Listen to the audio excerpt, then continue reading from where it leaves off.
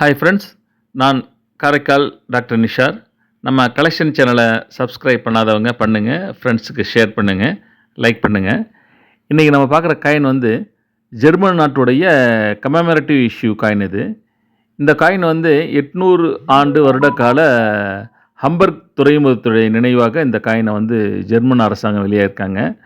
இந்த காயின் வந்து பார்த்திங்கன்னா 10 டெச்மார்க் காயின் இது வந்து. இந்த காயின் வந்து 1989ஆம் ஆண்டு வெளியாகியிருக்காங்க. இதோட வெயிட் வந்து 15.5, டயாமீட்டர் 32.5, திக்னஸ் வந்து 2.25.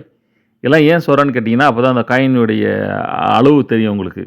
ஏன்னா சின்ன காயினாக இருக்கும், அந்த டயாமீட்டர் சொன்னால் தான் அதோடைய அகலம் என்ன அளவுன்னு தெரியும் உங்களுக்கு இது.